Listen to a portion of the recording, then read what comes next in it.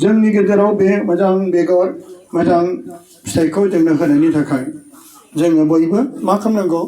बिथांनि थाखाय जोंहा होनो जेबो सना रुफा गैया बबेखानि जों इसोरनि मुङै बिथांखौ जों बिथांनि थाखाय आर'ज लाफानांगोन जोंनि थांखिया बे बिनाय आरो बेजों लोगोसे बिथांनि थाखाय जों इसोरखौ हामबायहोनि माने बिथांनि जिउआव इसोरा थानानै गोथार जिउआव थानानै जोंनो मोजां बिबुंथि होनानै जोंखौ मोजां इसोरनियाव लाबोनायनि थाखाय जों बिथांनि थाखाय इसोरखौ हामबायनानै दा बेनि उनावहाय आङो अनलायगाफोर आरोबाव सासे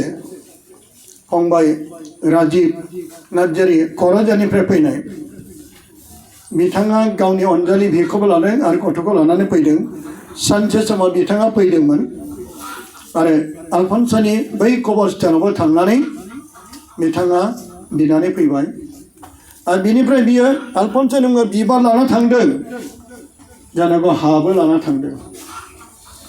आलफन्सानि फबनाय बे हाखराव बियो आर'ज खालामनो थांदों आलफन्सानि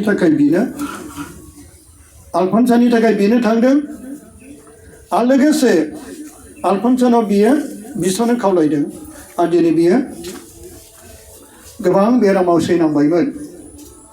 गोबां डक्टरजों बियो नायजाबाय बेनो गासैबो पजिटिभ ना नेगेटिभ जाजोब्बाय आरो सानसे समाव जेब्ला बङाइगावनि नाइट भिजिलाव आलासि महरै आंखौ लांनो थाखाय फादरजना थांखिना दंमोन बेनि उनाव गुबुन फादार फैनायलाय आलासिया गुबुनखौ लिंहरनायाव आरो आंखौ नांगौ जानानै जाय फादारनिसिम फैबाय थानायाव हाइरडआव बिथांनि गारि सालायनायाव बाइकना स्कुटिमोन बाइकआ गोग्लैबाय आरो बिथाङा थैबाय आरो बिथाङा थैनानै माब्रै थांखांफिनखो मानोना बेजों लोगोसे गाखोनाया जानांगौ एसे दुखु मोनबाय आरो बेनि उनाव बेट मोनथाम साननायाव खेबथाम रटारि माला साननायावसो खर'आव होनानै बिनायावसो बियो नोङो सोरगिनि दरखं सहैखाबायमोन सानै आरफा बेखौ लाना थांबायमोन आरो सानै आरफा लांना थांनायनि उनाव जेब्ला दरखं मोखां सहैयो अब्ला बिनि लोगोआ एक्सिडेन्ट जानाय गोग्लैनाया बेखौ बेहाथ' हुस मोन्दों बेहाथ' गैला आरो बे थैबायमोन आरो बेनियाव खर' दानानै बे आर'ज खालामनायाव अब्ला जिउआव हाबफैफिनदों दा माब्रै थैया आरो बै आलफन्सानाव बिनानै दिनै बिनि बेरामा माब्रै डक्टर नायजोबनानै दा नेगेटिभ जाजोबखो मारै मिराकेल जाखो बेखौबो बिथाङा जोंनि गेजेराव टेस्टिमनि होनायजों लोगोसे आरो बे मेथाइबो खनो सेरजाबो दामो सेरजा लाबोखादों दा सेरजाबो दामगोन ख्रिस्टान जाबायब्ला माखासे बुङो बर'फ्रा सेरजाबो बावजोब्बाय सिफुं बावजोब्बाय खाम बावजोब्बाय सेरजा सिफुं नाथाय जोङो बावाखै खाम सिफुं सेरजा जथा गासैबो ख्रिस्टानफोरनि गेजेरावबो दङ आरो बिसोर गावनि कालसारखौ मालाबाबो खोमोराखै बिथाङा बे सेरजाबो लाना फैदों सेरजानो दामनाबो मेथाइ खनगोन जोंनि हारिनि हारिमु बेफोरखौबो जों बावाखै धोरोमखौ लानानै जोंनि बे कालसारखौबो मालाबा बावाखै ख्रिस्टानफोरावबो सेरजा दं जथा दं खाम दं सिफुं दं गासैखौबो इसोरनि मेथाइ खननायजों बेखौ बाख्नायो बेनिखायनो जेरै जथा दामै दामै नागा दामै दामै जेरै दाबिद राजाबो मोसादोंमोन बेबायदिनो जथा खामनि सोमोन्दै बाइबेलावबो दं दा बेनिखायनो दिनै फंबाय राजीबखौ अननानै जोंनि गेजेराव माब्रै बियो एक्सिडेन्ट जानानै थैयामोन आरो माब्रै दिनै बियो थांखांफिननानै जोंनि गेजेराव दं आरो बेनि सोमोन्दै खोन्थाथोंसै ओमफ्राय गाव बाहाय फैनानै मा बिफैनानै मा मोनखो बेखौबो जोंनि गेजेराव बियो फोरमायदोंसै जिसा बाख्नाय जाथों फंबायखौ आङो बिसिम फैनो थाखाय खावलायथाबाय गिबियाव आङो बिफा इसोरखौ अनसुला प्रभु जिसु आइ मारिया गोथार जिउखौ गोसो गोरबोजों हामबाय आरो हामबाय होयो लोगोसे जाय बिदा दैमालु बिथाङा आंखौ दा बे समाव फंनैसो माखासे बाथ्राफोरखौ बुंनो खावलायनायलाय आङो गसंबाय बेनिखायनो आदा दैमालुखौ गोसो गोरबोजों हामबाय आरो हामबाय होयो लोगोसे जाय आलासि बिथांखौबो आङो सिनायाब्लाबो दिनै लोगो मोनदों আজি লগ পালো তেখেতকো মই অন্তৰৰ পৰা ধন্যবাদ জ্ঞাপন কৰিছোঁ जिसु बाख्नाय जाथों हालेलुया हालेलुया जिरायनो बाबाय नामा बायाखै आं सेरजाखौ दामला सानदोंमोन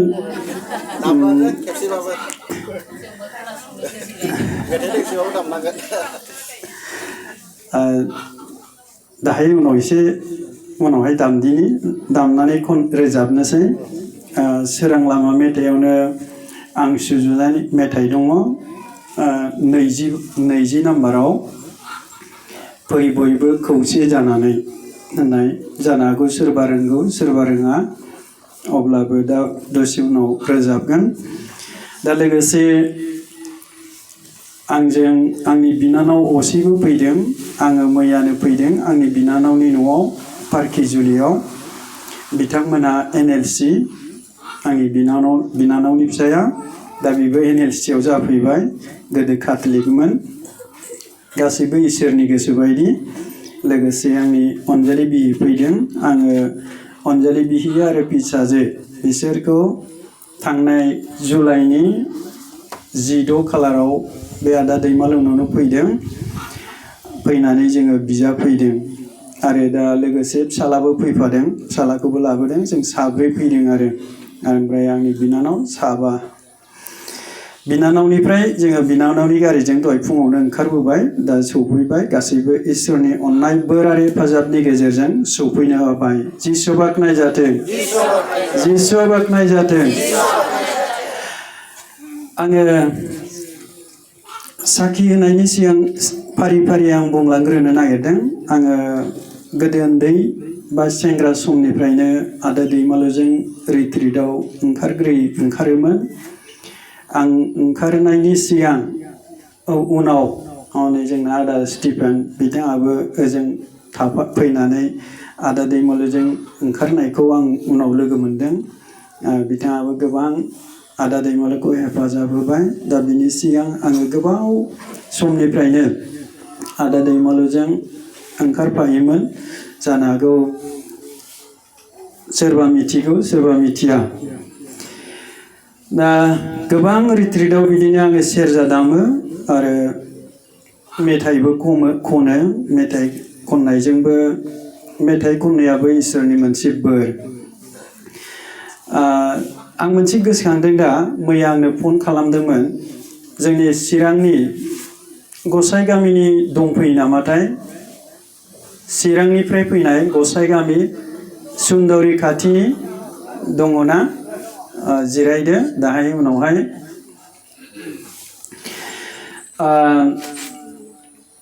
बे ओंखारै उनावहाय फादार जनखौ नोंथांमोना मिथिखागौ जानांगौ ना फादार जना गोदो बाहायनो दंमोन नामा फादार जनाबो सेक्रेटारियाव दंफैयोमोन जानांगौ फादार जनाबो उनावहाय आंखौ लोगोआव लाफाबाय बे समाव आङो फादार जनजों थाफायो फादार जननि मिसनावनो थायो बे समाव सेंग्रा फादार जना लिंहरनानै इसोरनि माखासे नेम निथिफोरखौ बाथ्राफोरखौ बियो फोरोंबाय आरो आंबो सोलोंनो मोनबाय आरो बेनि सिगां आं आदा दैमालुजों गोबाव समनिफ्रायनो ओंखारोमोन आरो फादार जनजों थानानैब्लाबो आदा दैमालुनि प्रग्रामाव आङो थांफायोमोन दा बेबायदिनो थायै थाबाय ओमफ्राय उनाव आङो मोनसे बेस्थ'आव थाबाय ओंखारनाया एसे खम जाबाय मानोना जोंनि सानसे आङो माबायाव प्राइभेटाव भेन्साराव मास्टार मावोमोन एमइ स्कुलावहाय ओमफ्राय बे मास्टार मावनायाव आंना पस्टआ थालांदों पस्ट थालांनायाव थिग बे समावनो फादार जना जोंनि दतमा पारिसआव आङो दतमा पारिसनि जानो हागौ सोरबा मिथिगौ सोरबा मिथिया नामखौथ' दहाय आदा दैमालुनो खोन्थाखाबाय आं नंखायनो खोन्थाला बे समाव रिट्रिट दंमोन फादार जननि बे रिट्रिटआव आङो दंफायोमोन फादार जनजों ओमफ्राय आङो न'निफ्राय थांदों आरो न'आव थांबायमोन आङो फादार जनजों थाफालामोन बेहाय रिट्रिटआव थांनायाव फादार जना आंखौ होनबाय नोंसिनि न'आव आं फापसिमान खालामहैदोंमोन आरो फापसिमान लायदोंमोन फादार जनजों अब्ला आङो आंना पस्टआ बे साख्रिनि पस्टआ थाबोदों आरो दा बेवहाय फादार ज'ना बोरै मिन्थिखो आङो नोंसिनाव थांनांगोन नोंहा हमथा जानाय दं होनना बुंबाय दाना बेबायदिनो फेब्रुवारिनि माबानि 2013 मायथाइनि फेब्रुवारियाव 2013 मायथाइनि फेब्रुवारि दाननि 4 खालार खालि बियो जोंनाव प्रग्राम लाबाय सानसेनि बे प्रग्राम लानायनि गेजेरजोंनो मा जाबाय आंनि हमथा जानाया बोस्रां जाबाय गिर्जा जोबनाय लोगो लोगो आंनो गुवाहाटीनिफ्राय बे समाव जों थाबायगासिनो दंमोन ग्रुपनि आं लिडारमोन आरो गुवाहाटीनिफ्राय फन हरबाय नोंसिना माबाया एपइन्टमेन्ट अर्डारा जाबाय नोंसोरो लांफैदो फैसा एसे लानानै फैदो माने 15,000 बिबाय आरो बांद्रायबो नङा 15,000 सासेयाव बेबायदि बिबाय ओमफ्राय जोंहाथ' बयबो रेडि जोबखा जोंनि ग्रुपनि मानसिफ्रा ओमफ्राय फैसाखौ आङो लोगो फादार जनखौ दतमा पारिसआव दोनहैनानै लोगो क'क्राझाराव हर थाफैबाय आंनि सासे लोगोखौ लानानै ओमफ्राय जोङो गुवाहाटीयाव थांबाय गुवाहाटीयाव अखानायै थांनानै जोङो जोंनि एपइन्टमेन्ट लेटारखौ जोङो लानानै फैबाय आरो जिसुआ बाख्नाय जाथों जिसुआ बाख्नाय जाथों दा जोंनि खुंगुरि गामियावनो माबायाबो स्कुलाबो बेवहाय आं दा मास्टार मावगासिनो दं आरो दा बेनिखायनो आङो ओंखारनो मोनला बा ओंखारनाया हमथा जाबाय अब्लाबो आङो सम माबाजों माबायाव जोंनि saint Jude prayer tower Kajalgaon Bongaigaon डायसिसआव सेन्ट जुड प्रेयार टावारनि आङो सेक्रेटारि आरो प्रेयार हानजानि दा बेवहाय आङो दान मोनफ्रामबो फैयो एखमबा सम मोनाब्ला आं फैनाय जाया प्रत्येक मासनि मोनफ्रोमबो मासनि गिबि सुनिबार बे सुनिबारावहाय बिनाय सानसेनि आराधना जायो दय आदा दैमालु होनदोंमोन नाइट भिजिला आगोलावमोन दा नैबे माबानिफ्राय मा होनना बुङो कर'ना बेमार लकडाउन जायाखै होनबा बे लकडाउननिफ्राय नाइट भिजिलखौ बन्द खालामदों दाबो बिशपआ पारमिसन होफिनाखै ओमफ्राय बेराफारसे जों जे जायगायाव प्रेयार खालामो बे प्रेयार जायगायाबो गुवार नङा गुसेब हाया दङ गोदान आरो हा दं नाथाय प्रेयार माबाखौ जायगाखौ न'खौ लुथ'वाखै दासिमबो फादार जना दा बावहाय गैया कानाडायावसो दंहैयो जानो हागौ फादार जन फैब्ला बे न' लुनाया जागोन मैयासो फन खालामदोंमोन आंनो फादार जना जोंनाव मोनसे रिट्रिट जागासिनो दं महा रिट्रिट होननाय बङाइगाव डायसिसनि प्रेयार ग्रुपफोरनि बे प्रेयार ग्रुपफोरनि गासैखौबो लानानै बे प्रेयाराव माबायाव रिट्रिटआव आंखौ फादार जना थांदों सानदोंमोन ओमफ्राय मैया आं फैबाय थानाय समाव बासावनो फन खालामबाय बे फन खालामनायाव आं बाय फादार आंथ' बे प्रग्रामाव थाङाखै आं आदा दैमालुनावसो थांनो नागिरदों आं दा आंनि बिनानावनि न'आव थांग्रोगोन अखानायै गाबोन आङो आदा दैमालुनाव थांगोन होनना बुंबाय आरो ओमफ्राय माबा प्रग्राम दं नामा होनना सोंबाय दङ फादार आदा दैमालुनाव गाबोन बिनाय दं बेनि उनावहाय बाथासिपुर पारिसआव प्रग्राम दंबावो बेवहाय आं आदा दैमालुजों थांफानो नागिरदों दे मोजां होनना बुंहरबाय आरो ओमफ्राय आंनि गोजोननायखौ बयनोबो होदो होनना बुंदों आरो दा आदा दैमालुनोबो आं दहाय खोन्थाबाय फादार जन गोजोननाय हरनायखौ आरो गेजेरावबो नोंसोरनोबो बयनोबो सोरबा मिथियो सोरबा मिथिया अब्लाबो गोजोननायखौ होदो होनना बुंहरदों आरो जिसुआ बाख्नाय जाथों जिसुआ बाख्नाय जाथों बेनिफ्राय दहाय आदा दैमालुआ एसे खोन्थाना गालांदों फादार जना गावखौ माबानि सानसेनि आराधना माने नाइट भिजिलमोन आरो बे समाव आराधना नङा नाइट भिजिलनि आराधना मोनानि हरसे बे हरसे बिनायनि थाखाय आदा दैमालुखौ लिंहरदों जेनेबा दिनै बादियाव दहाय थांनायाव जोब्बाय मोनसे बेनिफ्राय आरो फैगौ खेबसेनि थाखाय आरो आदा दैमालुखौ लिंहरबावदोंमोन बेनिफ्राय फादार जना गाव लिंहरखांनायनि उनाव कानाडायाव थांबाय कानाडायाव थांनायनि उनाव जाय फादारा इनचार्ज जादों बे माबानि बिनायनि नाइट भिजिलनि बे फादारा मानोबा आदा दैमालुखौ लिंहरला होनना बुंबाय आरो सिङाव एसे माबा दङ आं बेखौ खोन्थाला मानोना सोरखौबा एसे माबायोब्ला दायनिगिरिबो जायो नालाय सिङाव एसे माबा दं बेखौ आं बुंबाय आरो सोरबा मोजां मोननाय गाज्रि मोननाय बयनिबो गोसोआव थायोना दा बे दं आरो ओमफ्राय बेखौ आं मिथियाखैमोन आंथ' सेक्रेटारि नालाय आं मिथियाखै फादारा गावनो हारसिं बेखौ केन्सेल खालामबाय आरो नांला जाबाय ओमफ्राय दाना जोंनि हान्जानि जाय हजोंहाय दा आं दहाय सोंदों बै जोंनि गसाइ गामि होननाय बेनि जाय आब' बिद्या बे आब' बिद्या होननाय बियो आंनो फन हरनानै खोन्थाबाय माबानो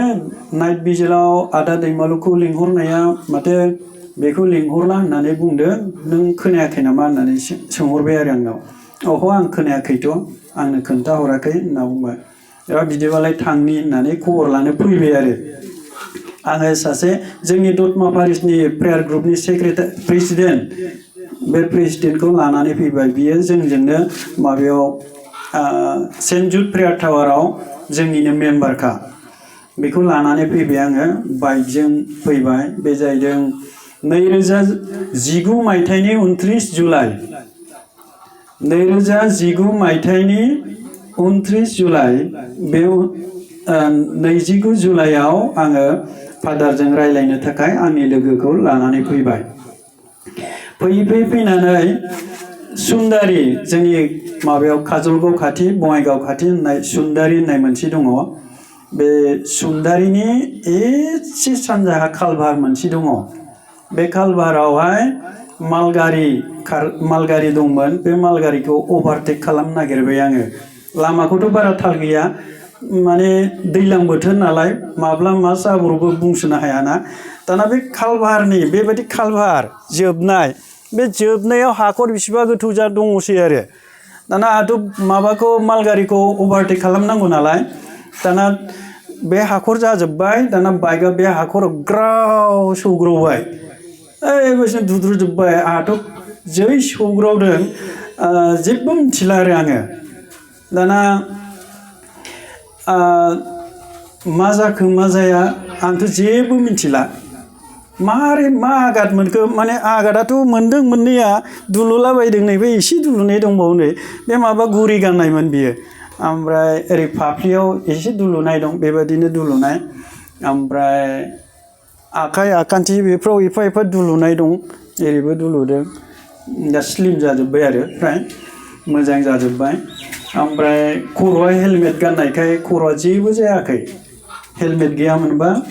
खर' गावनानै थैगौमोन खोमा थैगौमोन ओमफ्राय दाना आंथ' थैहाबबाय आं जेबो मिथिला ओमफ्राय दाना आङो गावखौनो गुफुर जानानै आंनि मोदोमखौ आं मिथिया आरो खिन्थु आंनि मोदोम बादि गुफुर जोंना बिथाङा गस्ला गुफुर गानदोंना आदाबो गुफुर गानदों लंपेन्टआ बे माबा ड्रेसा लंपेन्ट नङा खिन्थु माबा फादारफोर गाननाय बादि क्लोब गुफुर मोनजोबो आरो गुफुरजोब ओमफ्राय आं गावखौनो थाल मोना आं राजिब ना सोर आं गावखौनो मोना आरो आंना बे माबाया गुफुर जानानै जिउआ दावखोलांबाय थाबाय दालाय उखुन्दैया दावखोआ होमबा बे उखुन्दै दावखोनाय बादि दावखोलांबाय थाबाय आरो ओमफ्राय आं सानबाय हाब आं बहा फैखो आं मा जाखो आंहाथ' इसोरनि खामानि मावनांगौ गोबां दंबावो बिदि होनलांबाय थाबाय आरो आङो ओमफ्राय आरो बेराफारसे स्कुलनि गथ'फोरखौबो फोरोंनांगौ दंबावो माहा थांनो नागिरखो आंलाय बहा थांखो बिदि होनलांबाय थाबाय आरो आङो ओमफ्राय दाना आंजों थांफानाया मा जाबाय रजारिखौ गावनि आखायाव लानानै आंनि खर'आव होनानै बिबाय दाना बे समावनो मानसिफोराबो जमा जाजोब्बाय हिन्दुफोर गासैबो जमा जाजोब्बाय ओमफ्राय बे लामानिफ्राय आंखौ बे दालाय एफा साइड माबा थाया होमबा बिफां गायनाय बे बिफां गायनायाव आंखौ बोथ्रोदनानै लांबाय बिदि लांबाय जाहैदों आंथ' मिथिया जेबो ओमफ्राय तखन आंना जिउआ थांगासिनो दं गुफुर जानानै दाना खननै बिबायनो बे गाहायाव खननै बिनायावबो जिउआ फैयाखै ओमफ्राय दाना आङो नै बिदि गेट मोनसे नुबाय गेट दरजा बे दरजायाव सानै गुफुर गुफुर गाननानै जि मोजां ओरै खालामनानै दंगासिनो दं आरो बेबायदि दालाय बबेबा बबेबा गेटआव बिदि होआ होमबा दानि सभाफोर माबा जायोब्ला दा बेबायदि आखाइ खबजोबनानै जि मोजां जमनानै दंगासिनो दं आरो बिसोरो ओमफ्राय आं सानबाय माथो खाथिथारसै बेवहाय हाबहैनांसिगोन नामा आंलाय बिदि सानबाय आरो खिन्थु आंहा इसोरनि खामानि मावनांगौ द्लाम दंबावो आरो फरायसालिनि गथ'फोरखौबो फोरोंनांगौ गियान होनांगौ द्लाम दंबावो आं मा जाबावगोन बिदि आफसुस जालांबाय आरो आफसुस जालांबाय थाबाय ओमफ्राय दाना बे आंनि गाहायाव थानाया आंखौ खनथामनि बिबायनो बियो खाफालाव होनानै खनथामनि बियोबा आंना खाथिथारसै सहैथारनोसै तखन आङो गाहायाव फैफिनबाय खाक फैबायनो खाक होननाय लोगो लोगो आङो बैखौ नुवाखिसै आरो आंना फैफिनबाय नालाय दा बेबायदि फैनायाव आङो जिउखौ मोनफिनो आरो जिसुआ बाख्नाय जाथों बेफोर गासैबो इसोरनि अननाय दा बेनिखायनो जोङो मा फोथायनायाव आं गावखौ फोथायसुला होननानै बुङा आं सासे नेहाथ पापिलें पापजोंनो मानसि जानानै आं इसोरखौ दुखु होबाय थायो बेनिखायनो मा जानो हागौ इसोरा आंखौ मोनसे लामा दिन्थिदों जानो हागौ आङो संसाराव थांनानै थानाय समाव गोबां पाप मावबाय बे पापफोरनिफ्राय स्रां जानो थाखाय जानो हागौ इसोरा आंखौ बेबायदि दिन्थिदों बेफोर गासैबो इसोरनि गोसो बायदि दा बेनिखायनो जों इसोरनियाव जेब्लायबो नांथाबनांगौ जों इसोरखौ जेब्लायबो नंगौ साननांगौ इसोरा जोंनि सोरजिगिरि जों जेखियानो जाया जेखि धोरोमनि मानसियानो जाया नोङो इसोरखा सोरबा मोदायखौ बा सोरबा ब्रह्म सोरबा बाथौ सोरबा जयगुरु बिसोरनि खुगानिफ्रायबो सानसे खेबसेनो खेबसे इसोर सोदोबा ओंखारगोन नोङो जिखौखि खुलुमा बै गुबुनखौ खुलुमब्लाबो हे इसोर बे सोदोबा ओंखारथारगोन दा बेनिखायनो इसोरखा बेनिखायनो जों इसोरनियाव जेब्लायबो फोथायनायखौ नाजानांगौ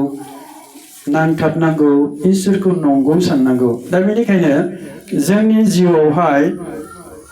जोङो संसाराव थांनानै थानाय समाव मानसिनाव मोनद' गुन थानांगौ होनना बुंदों बे मोनद' गुनखौ जोङो लायोब्ला नागिरनायजों लोगोसे बे मोनद' गुनखौ जोङो जेब्लायबो बाहायनो हागोन आङो उन्दैफोरनोबो बे बाथ्राखौ फोरोङो आं मबाइलाव खेबनानै लादों दा गोथौआव दंथारो बे मोनद' गुना जाहैबाय मोनद' गुनफोरखौ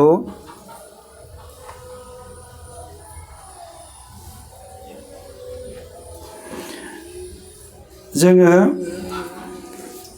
बाहायनांगौ आरो बे मोनद' गुनफोरनि दारै जोङो इसोरनि लामाजों बा इसोरनि रायजोआव सौहैनो हायो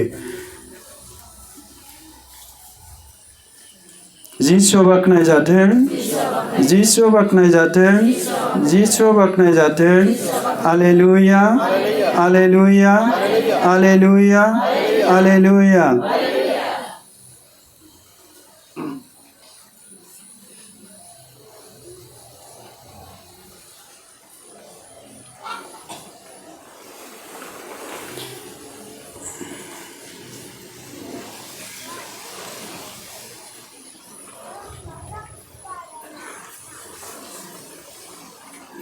नोंथांमोना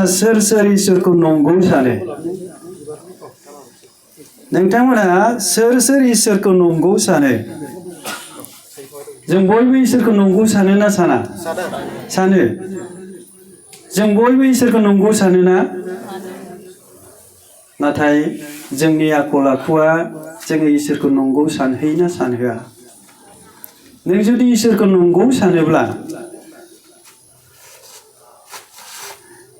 नंगौ सानोब्ला जोंनि मावनाय दांनाय मा रोखोम सोलियो नोङो बा नोंथाङा मिथिगौ ना जोङो इसोरखौ नंगौ सानोब्ला जोंनि थाबायनाय आगान सुरनाय रायलायनाय नोंथाङा मिथिगौ ना? नोंथाङा हमदांनो हादोंना नोङो मा मा मावदों इसोरखौ नंगौ साननायनि गेजेरजों? नोंनि बिसि फिसाफोरखौ नोङो रागा जोङोना जोङा? जोङोना? नोंनि फिसायखौ नोङो रायोना राया? रायोना? आंबो आंनि हिन्जावखौ थिगसे रायथारो। जोङो एखमबा मानसि जानानै खोथा बाथ्राफोर जोङो दान्थेलायो, गोरोबलाया, बे समाव थिगसे रायो आंबो, आरो गावबो थिगसे रागा जोङो एखमबा बेबायदि। दा बेनिखायनो जोङो मा इसोरखौ नंगौ साननांगौ। गिबियाव दङ अननाय। जों मा रोखोम अनो इसोरखौलाय? আমি কেনেকৈ ঈশ্বৰক মৰম কৰোঁ? प्रथमत আছে इसोरखौ अननाय। नैथियाव दङ हेफाजाब होनाय, बेलेगखौ सहाय करा बा इसोरखौ सहाय करा। जों माबोरै इसोरखौ सहाय खालामनो हायो? আমি কেনেকৈ ঈশ্বৰক সহায় কৰিব পাৰোঁ বা বেলেগক সহায় কৰিব পাৰোঁ, এইটো আমি ভাবিব লাগে। जोङो साननो नांगौ जोङो बेबायदि थाबायदोंना थाबायाखै? जोङो बेबायदि आखल आखुजों जोङो थांदोंना थाङाखै? जों गावखौ गाव साननानै नायनांगौ। जुदि थाङाखैब्ला बा इसोरखौ अननो हायाखैब्ला, अनाखैब्ला जों अननो सोलों बा साबसिन अननो सोलों। जों बयबो अनो इसोरखौ, नाथायबा जोंनि आखल आखुआसो अनहोआ, जोंनि मावनाय दांनायासो अनहोआ। जों इसोरखौ बयबो अनो, नाथाय जोंनि माखासे मावनाय दांनायनि दारै जों इसोरखौ अननो रोङा। जोंनि गोसोआ अननो रोङा, खुगाजोंल' जों अनो। नंगौना नङा? जोङो खुगाजोंल' हेफाजाब होयो, खुगाजोंल' इसोरखौ हेफाजाब होयो, नाथाय जों गोसो गोरबोजों अननो रोङा बा हेफाजाब होनो रोङा। आरो थामथियाव दङ बुजिनाय। दा जोंनि सारमोनहा, जोंनि आदा दैमालुमोनहा इसोरनि गोथां रावखौ गोबां समनिफ्रायनो बानजायबोगासिनो दं, बुजायबोगासिनो दङ। नाथाय इसोरनि रावखौ जों साबसेया गोसोआव लानानै आगान सुरखो? जों गाव गावखौ साननानै नायदो। दिनै जोंनि दौरिफोर, फादारफोर, धोरोम दैदेनगिरिफोर इसोरनि रावखौ जोंनो बुंगासिनो दं। जोङो साबसेया इसोरनि रावखौ लानानै जिउआव आगान सुरखो? जों सानदो, गाव गावखौनो आनजाद नायदो। जों मोनदांगोन जायखियानो जाया, हिन्दुआनो जा ख्रिस्टानानो जा, नोङो धोरोमनि लामाजों बेसेबां आगान सुरखो? धोरोमखौ फोथायनायनि नामाव मुङावहाय नोङो सोरखौबा मुगैबाय नामा? धोरोमा गुबुन गुबुन जानो हागौ। जोंनि गेजेरावबो, ख्रिस्टानफोरनि गेजेरावबो गोबां ख्रिस्टानफोर दङ। जों गावजों गाव मुगैलायबाय नामा? আমি বেলেগক ঘৃণা কৰিছো নেকি? আমাৰ খ্ৰীষ্টানৰ মাজতো বহুত খ্ৰীষ্টান আছে, কিন্তু আমি সকলোৱে মিলা প্ৰীতি হৈ থাকিব পাৰিছেনে নাই? हादोंना हायाखै? गावजों गाव गोरोबलायनानै थानो हादोंना हायाखै? जों गावखौनो गाव साननानै नाय, जों गावखौ बिजिरनानै नाय, अब्ला जों मोनदांगोन। जायखियानो जाया, हिन्दुआनो जा, हिन्दु जानानैब्लाबो नों मा, नोङो धोरोम सिबिनायनि मुङावहाय सोरखौबा मुगैबाय नामा? सोरबा गैयैफोरखौ, सोरबा निखावरिफोरखौ, हावरियाफोरखौ, सोरबा जाम्बा जलाफोरखौ नों मुगैबाय नामा? जों गावखौ साननानै नाय, जों बुजिनो मोनगोन। जुदि जों बेबादि आखल आखुआव दङब्ला जों गावखौ बिजिरनानै नायब्ला जों मोनदांगोन, जों गावनो गाव मोनदांगोन। जिसुआ बाख्नाय जाथों, जिसुआ बाख्नाय जाथों, जिसुआ बाख्नाय जाथों।